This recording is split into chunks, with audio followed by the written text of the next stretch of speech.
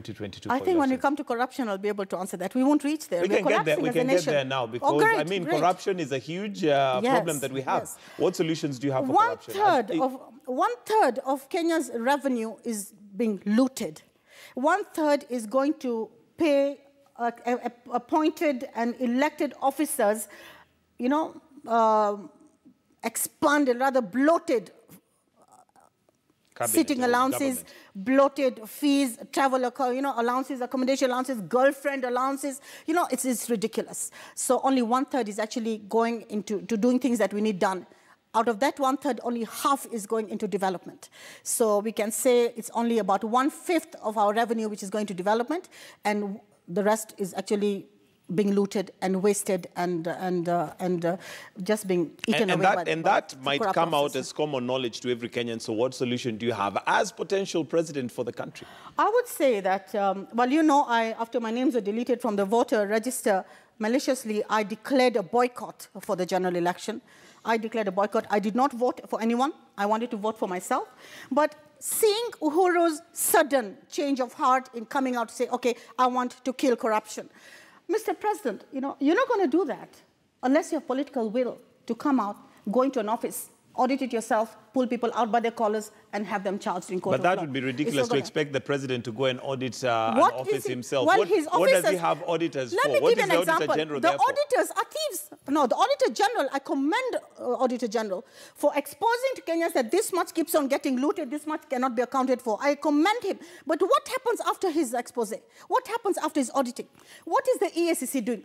My God, I would ask first the president to disband the EACC instantly. Let me give an example, my brother. EACC, Ethics and Anti-Corruption Commission, has alleged that they have returned 5 billion shillings looted from Kenyans in the last 5 years. But every year we are spending, Kenyan taxpayers are spending 90 to 95 billion shillings on the EACC per year. So we're spending, in the last 5 years, we spent about half a trillion shillings on the EACC, and they have only brought back 5 billion shillings. And they have caused or failed to identify or to name or to arrest or to charge people who have looted over 3 trillion shillings in Kenya. So 3 trillion plus half a trillion, 3.5 trillion we are spending and wasted because of you, and you have only brought back 5 billion. So for me, I would say our EABC is kept there to insulate thieves, big thieves. We are just, they went and arrested someone who took 2,500 to clear someone's ID. Seriously? Let's talk solutions. What would you do one solution. If Nazlin was elected as president? Yes. What is it that you would do differently? Because all these are legally instituted institutions, and you cannot just wake up one day and decide that let's do away with this. No. You can disband them. It is the president's mandate, according to the Constitution, to uphold the Constitution and protect the nation and the nation's interests. In the nation's interest, he can go and disband that corrupt body in the first place. He can question the DCI. He can question the DPP. Let me give an example, including what happened in Parliament for the last 2 days from the majority leader, from the DPP, from the DCI, from the CS Mohammed. Everybody is saying there are no big names, but people are refusing to mention them. Do you know why? Everybody, there are two sides of the political divide which are corrupt. Let's be honest as a nation. One is Uhuru's side, one is Ruto's side. I'll be honest with you. I'm not saying the president is corrupt, but his side and the other side. Now, what is happening is... And before you carry on with that line of thought, do you have anything that is evidence towards what you're about to say? You know, if you're not going to let me finish my sentence, I'll lose on the essence of what I was actually saying in the first place. We'll come to that. I just want us to be careful not to make statements that are inflammatory with no evidence. Are you going to say that what I've just said, that there are thieves on both sides of the political divide, is an inflammatory statement? I do not have the authority to say whether they're thieves or not. I don't have the evidence. Since you've invited me to ask me these questions, let me talk openly. I mean, let me not be limited in being able to tell Kenyans what is happening. So long as we're not just polarizing. You've asked me what is my decision in how to tackle corruption, and I'm trying to answer that question. Okay. So let me answer that without, being held back.